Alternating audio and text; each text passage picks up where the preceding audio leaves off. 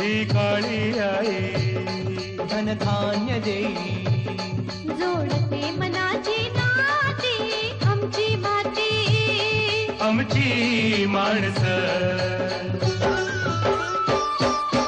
आमची माती आमची माणसं आमची माती आमची माणसं आमची माती आमची माणसं आमची माती आमची माणसं.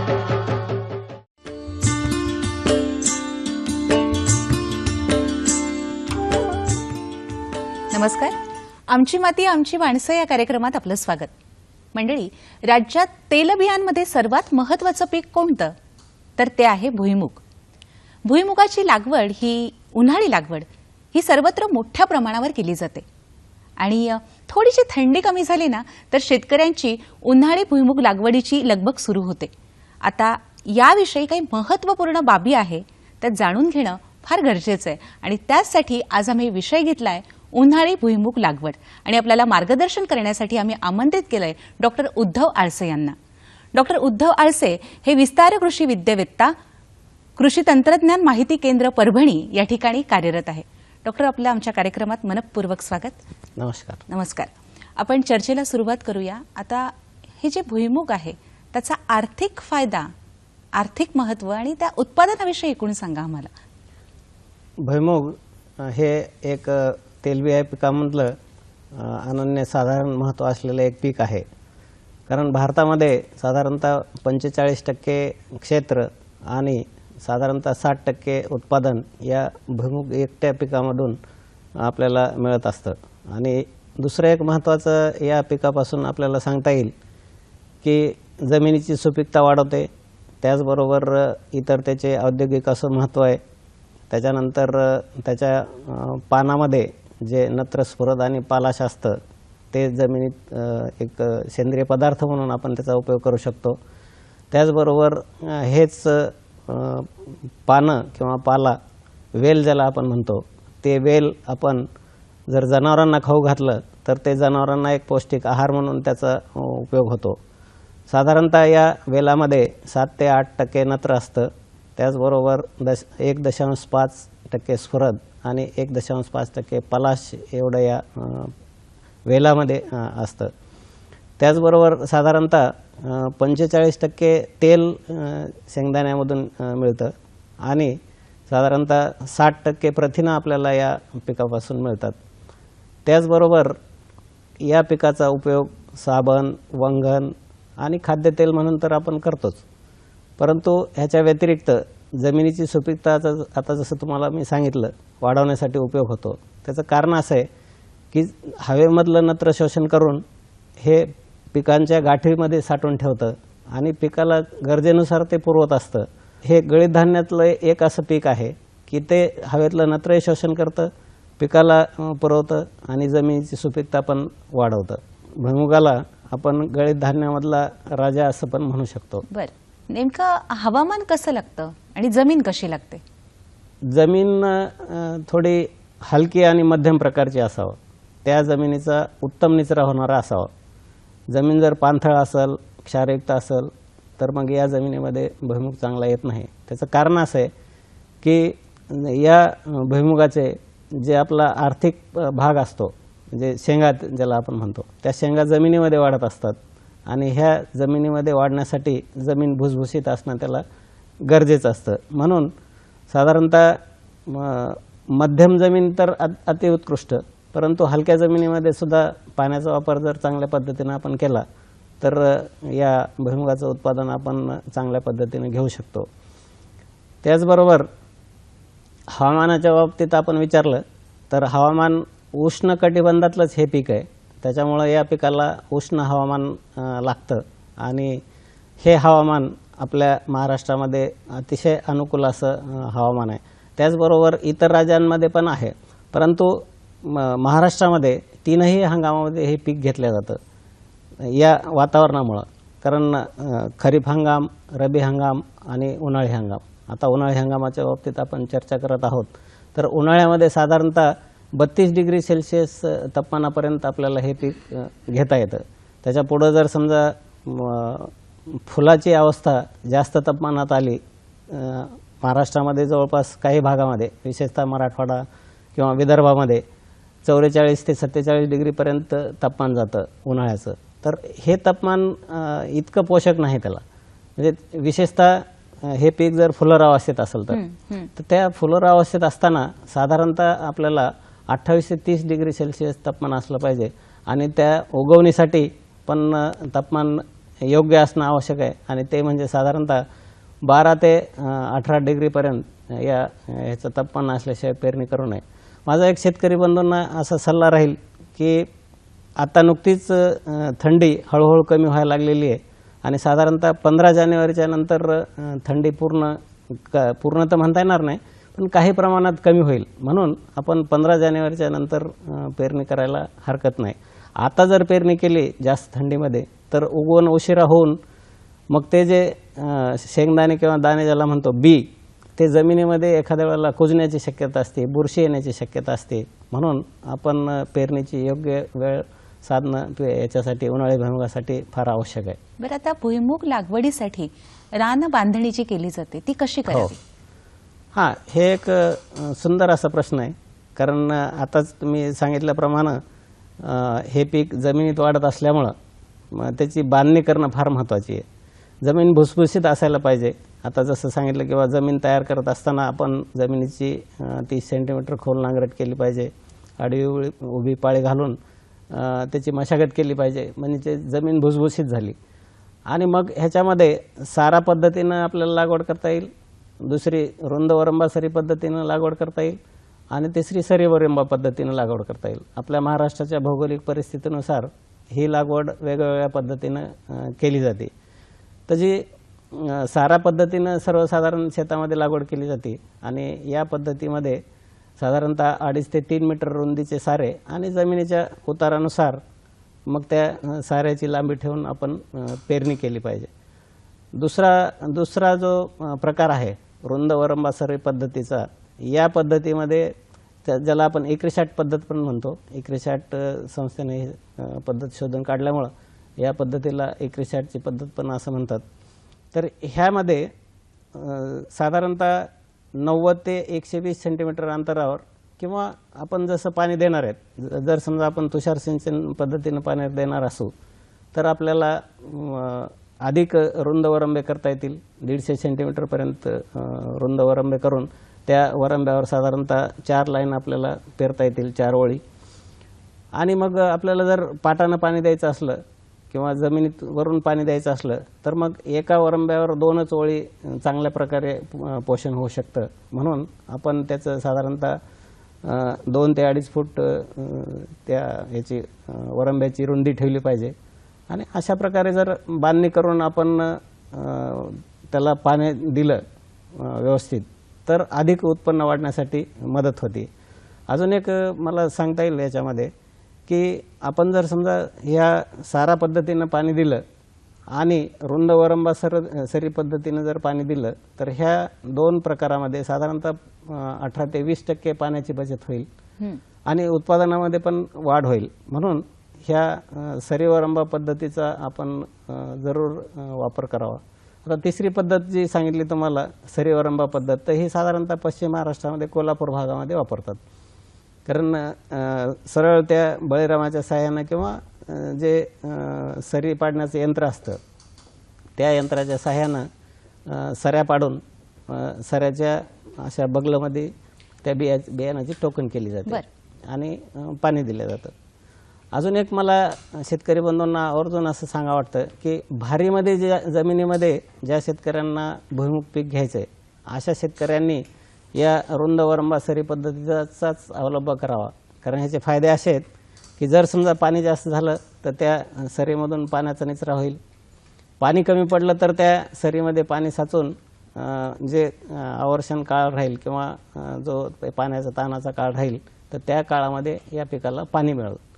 तर ह्या अशा महत्त्वाच्या रान बांधणीच्या पद्धती आहेत आणि पेरणीच्या पद्धती आहेत.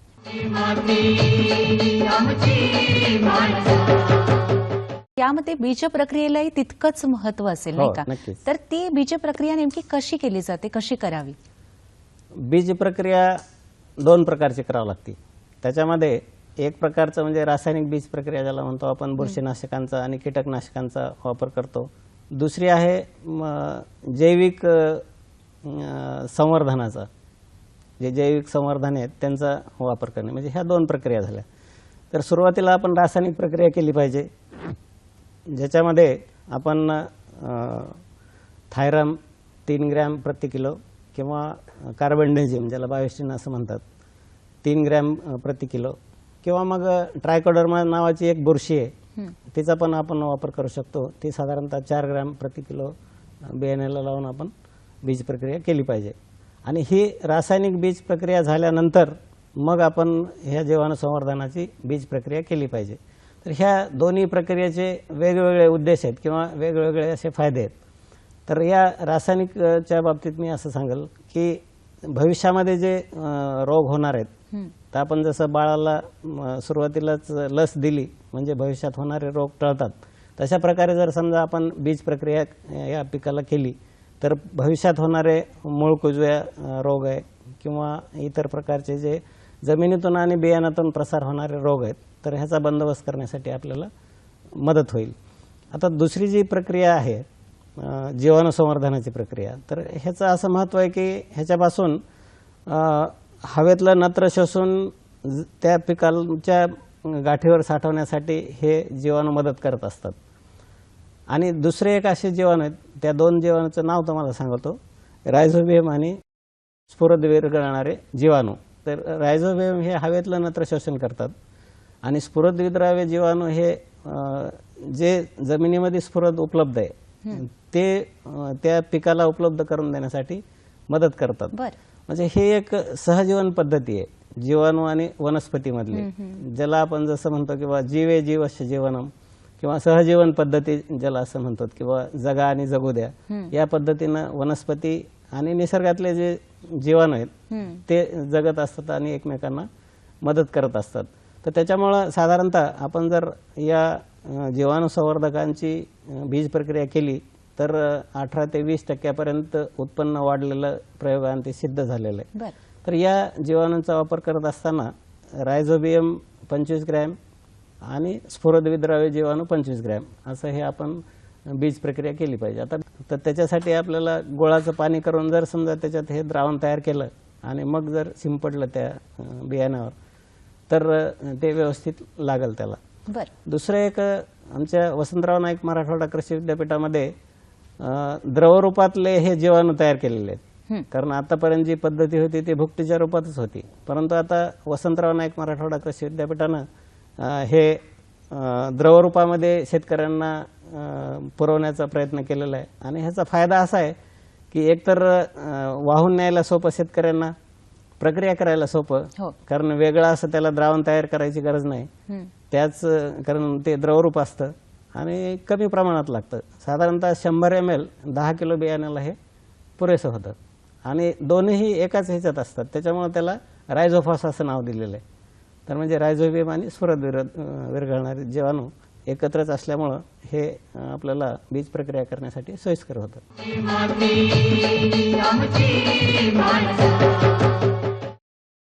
उन्हाळी भुईमूग लागवडीसाठी सुधारित वाण कोणतं आणि ते किती उत्पन्न देतं?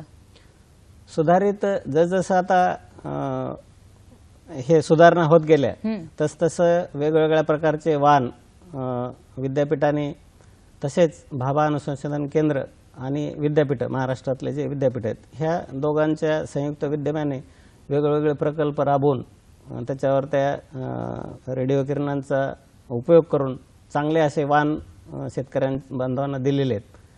तर त्याच्यामध्ये मी असं सांगेल की TAG 24 आणि TG 26 हे उत्कृष्ट असे 2 वाण सुरुवातीला या संस्थेमार्फत देण्यात आले आणि त्याच्यानंतर आता बरेचसे असे वाण पुढे आलेत आणि त्याचं जास्त उत्पन्न वाढायला लागलं. ते कीड आणि रोगांना बळी पडत नाहीत, त्याचा एक फायदा होतोय. म्हणजे कीड रोगांना बळी न पडणारे वाण जर वापरले तर आपला भविष्यात होणारा फवारणीवरचा खर्च कमी करू शकतो आपण. तर त्याच्यामध्ये TG 37 आहे, TG 51 आहे. त्याच्यानंतर वसंतराव नाईक मराठवाडा कृषी विद्यापीठ आणि भाभा अणु संशोधन केंद्र त्यांचा कृषी विभाग यांच्या संयुक्त विद्यमानं TLG 45 हा वाण तयार केलेला आहे. त्याचबरोबर पंजाबराव देशमुख कृषी विद्यापीठ अकोला आणि भाभा अणु संशोधन केंद्र त्यांचा कृषी विभाग यांच्या संयुक्त विद्यमानं TPJ 41 असा एक वाण तयार केलेला आहे. आणि ह्या 2 वाणांचं वैशिष्ट्य असं आहे की हे एक इंडियन काजू म्हणून प्रसिद्ध आहेत. आता बऱ्याच वेळेला हे एक्सपोर्ट साठी पण वापरले जायला लागलेले आहेत, कारण ह्याचे दाणे मोठे असून चवदार आहेत आणि तेलाचं प्रमाण कमी आहे. आता जसं काही लोकांना डायबिटीसचा त्रास असतो किंवा BPचा त्रास असतो, तर असे मंडळी शेंगदाणे खात नाहीत. तर अशा मंडळींसाठी सुद्धा हे उपयुक्त आहेत, म्हणजे शरीरासाठी सुद्धा हे उपयुक्त आहेत. आणि बाजारभाव पण चांगला असल्यामुळं बरेचसे शेतकरी आता हे घ्यायला लागलेले आहेत. त्याचबरोबर लातूर इथे एक मराठवाडा वसंतराव नाईक मराठवाडा कृषी विद्यापीठाचं संशोधन केंद्र आहे आणि तिथून LGN-2 मांजरा नावाचा एक वाण तयार केलेला आहे. आणि तो वाण उत्पादन तर अधिक देतेच, परंतु पाण्याचा थोडाफार ताण पडला तर तो पण सहन करण्याची क्षमता या वाणामध्ये आहे. आणि हा वाण मुख्य करून थोडं लेट खरीप आणि उन्हाळी हंगामासाठी आपल्याला चांगलं उत्पादन देतो. त्याच्यानंतर जुने जे वाण होते, आपण पसरे आणि उपटे 2 ह्याच्यात प्रकार होतात असे. आता पसरे जे भुईमुग असतात ते शेतकरी सध्या जास्त प्रमाणात घेत नाहीत. त्याचं कारण असं आहे की ह्या भुईमुगाच्या शेंगा काढायला मजुरांचा खूप मोठा खर्च येते आणि प्रत्यक्ष आता उकरून जमिनीतून काढून एक शेंग वेचून घेऊन त्याची काढणी करावी लागते आणि आता एवढा वेळ नाही, मजूर नाहीत. त्याच्यामुळं हे भुईमुग थोडे महाग पडले आता. आणि त्याच तोडीचे JL-24 आहे, म्हणजे त्याच्या शेंगा ठोकर आहेत, कालावधी थोडासा कमी आहे आणि काढायला सोपं, म्हणून हा वाण महात्मा फुले कृषी विद्यापीठानं तयार केलेला आहे. त्याच्यानंतर SB-11 हा जुना वाण आहे, घुंगरी शेंग म्हणतात त्याला, किंवा घुंगरे बारीक शेंगदाणे असतात आणि ह्याचा तेलासाठी चांगला वापर होत आहे. तर असे वेगवेगळे वाण शेतकरी बंधूंनी आपला जमिनीचा प्रकार, आपल्याकडे उपलब्ध असलेलं पाणी आणि बाजार काय मागते ह्याच्याप्रमाणे जर समजा आपण उत्पादन केलं तर आपल्याला ह्याच्यापासून जास्त आर्थिक फायदा मिळण्यासाठी मदत होईल. खूप छान. आता 2 ओळीतलं जे अंतर आहे ते साधारण किती असावं आणि हेक्टरी किती बियाणं वापरावं? हां, फार महत्वाचं आहे.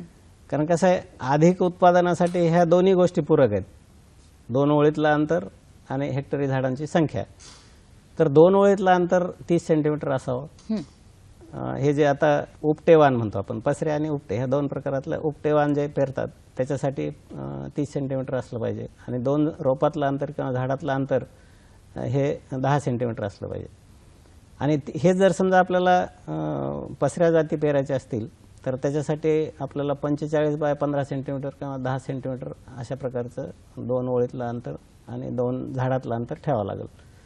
तर हे प्लॅन जॉमेट्री त्याला आम्ही म्हणतो, किंवा किती अंतर असलं पाहिजे त्या पिकाला वाढण्यासाठी, म्हणजे ते अन्न घेण्याचा त्याचा परी, त्याचबरोबर जे सूर्यप्रकाश मिळतंय ते प्रकाश घेण्यासाठी त्याला जेवढं समजा अंतर लागतंय ते अगदी योग्य अंतर त्याला दिलं पाहिजे.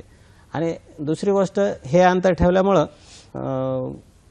हेक्टरी झाडांची संख्या ही पण योग्य ठेवण्यासाठी आपल्याला मदत होती. 30 बाय 10 आपण जर साधारणतः अंतर ठेवलं तर 4,44,000 झाडं बसतात एका हेक्टरमध्ये. आणि एक उत्कृष्ट असं झाडांची संख्या किती असावी असं म्हणलं तर 3,33,000 ते 4,44,000 अशी असली पाहिजे पर हेक्टर. तर हे उत्पन्न आपल्याला जास्त येतं. म्हणजे उत्पन्नाचा संबंध कसा असतंय की हेक्टरी झाडाची संख्या आणि त्या झाडाला लागलेल्या शेंगा, मग त्या दोन्हीचा जर गुणाकार केला तर हेक्टरी उत्पन्न किती येईल हे आपल्याला लगेच कळेल. तर त्याच्यासाठी हे अंतर योग्य ठेवणं फार महत्वाचं आहे. बरं, आता खत व्यवस्थापन नेमकं कसं करायचं? आम्ही त्याला एकात्मिक खत व्यवस्थापन असं म्हणतो. एकात्मिक म्हणजे 3 प्रकारचे खतं असे एकत्रित असे करून त्या पिकाला पुरवणं. तर सगळ्यात महत्त्वाचा कसा भाग आहे की हे भुईमुगाचं पीक किंवा कुठलंही पीक जमिनीतून मातीतून अन्न घेत असतं आणि मातीमध्ये सेंद्रिय कर्ब नावाचा एक घटक आहे आणि हा फार महत्त्वाचा घटक आहे. हे सेंद्रिय कर्ब साधारणतः 0.80-90% असावं. परंतु आता हे सततच्या पीक पद्धतीमुळं किंवा सतत नेहमी तेच ते पीक एकाच जमिनीवर घेतल्यामुळं सेंद्रिय कर्बाचं प्रमाण कमी झालं आणि ते 0.30 पर्यंत आलेलं आहे. तर हे वाढवण्यासाठी आपल्याला शेणखत आणि हिरवळीचं खत देणं महत्त्वाचं असते. आता बऱ्याच शेतकरी बंधूंचा प्रश्न असा असते की बा सेंद्रिय खत आम्ही विकत घेऊ शकत नाहीत किंवा मिळत नाही किंवा पैसे जास्त लागतात. तर त्याच्यासाठी मग दुसरा पर्याय की आपण हिरवळीचं खत घेऊ शकतो. ढेंच्या घ्या किंवा सने म्हणजे ताक ज्याला आपण म्हणतो अशा प्रकारची पिकं घेऊन जर समजा ती जमिनीत गाडले तर त्याच्यापासून आपल्याला जमिनीतलं सेंद्रिय कर्ब वाढवण्यासाठी आणि सेंद्रिय पदार्थ वाढवण्यासाठी मदत होती. मगा जे आपल्याला सूक्ष्म जीवाणू सांगितले जमिनीमध्ये असतात तर हे सगळे जीवाणू त्या ह्या सेंद्रिय पदार्थावर जगत असतात. बरं, आता आपण पाणी हा विषय घेऊया. पाणी केव्हा, किती आणि कसं द्यायचं? पाणी देण्याच्या एक मुख्य 4 अवस्था आहेत की त्या अवस्थेमध्ये त्या पिकाला पाणी देणं आवश्यक आहे. सुरुवातीची जी रोप अवस्था आहे ती साधारणतः 20 ते 25 दिवसापर्यंत आपण पाणी द्यायला पाहिजे. दुसरी अवस्था आहे फुलोऱ्याची. फुलोरा अवस्था, त्या अवस्थेमध्ये पाणी देणं फार आवश्यक आहे. ती साधारणतः 35 ते 45-50 दिवसापर्यंत चालते. ते जाती परत्वे कमी जास्त होऊ शकते. त्याच्यानंतर तिसरी अवस्था आहे ते आऱ्या लागण्याची अवस्था. म्हणजे फुलं आणि आऱ्या, फुलं वर लागायला लागले की आऱ्या खाली लागायला सुरुवात होतात आणि त्यावेळेला सुद्धा पाणी देणं फार गरजेचं आहे. कारण हे जमिनीत वाढत असल्यामुळं जमिनीत नेहमी ओल असली पाहिजे म्हणजे त्या आऱ्या जमिनीमध्ये जाण्यासाठी मदत होईल. आणि चौथा महत्त्वाची अवस्था म्हणजे शेंगा भरण्याची अवस्था. तर ह्या अवस्थेमध्ये जर समजा आपण पाणी दिलं तर अगदी उत्कृष्ट. आणि मला त्या खताच्या संदर्भात एक थोडंसं सांगायचं होतं की आपला एक भाग झाला सेंद्रिय खतं, दुसरं जैविक खतं ते मी आधीच सांगितलं आणि तिसरा येतो रासायनिक खतांचा. म्हणजे असं एकात्मिक त्याचं नियोजन केलं पाहिजे. तर रासायनिक खतामध्ये नत्र आणि स्फुरद हे 2 फार महत्त्वाचे घटक आहेत. पालाश जमिनीमध्ये बहुतेक ठिकाणी बऱ्यापैकी आहे आणि पालाशची आवश्यकता थोडी कमीच असते. विशेषतः मराठवाड्यामधल्या जमिनीमध्ये पालाश मोठ्या प्रमाणात असल्यामुळं पालाश द्यायची गरज नाही. तर 20 ते 25 किलो नत्र आणि साधारणतः 40 ते 60 किलो स्फुरद. आता हे नक्की प्रमाण झालं त्याचं. मग जे बाजारात उपलब्ध खतं आहेत मग ते सिंगल सुपर फॉस्फेट असेल, DAP असेल किंवा 12-XS0 असतील ह्याच्या माध्यमातून आपण देऊ शकतो. नक्कीच विषय खूप मोठा आहे, छान आहे, पण आपली वेळ संपत आली. आपण जाता जाता शेतकरी बांधवांना काय संदेश द्याल? मी असा संदेश देईल की हेक्टरी झाडांची संख्या आणि योग्य अंतर आणि पाणी ह्या 2-3 गोष्टी महत्त्वाच्या आहेत आणि त्याच्याबरोबर खत देणं. तर ह्या जर आपण ह्याचं योग्य काटेकोरपणे पालन केलं तर त्याचा नक्कीच आपल्याला उपयोग होईल. नक्कीच. आज आपण या ठिकाणी आलात आणि शेतकरी बांधवांना जी माहिती दिली त्याबद्दल आपले मनपूर्वक आभार. धन्यवाद. नमस्कार.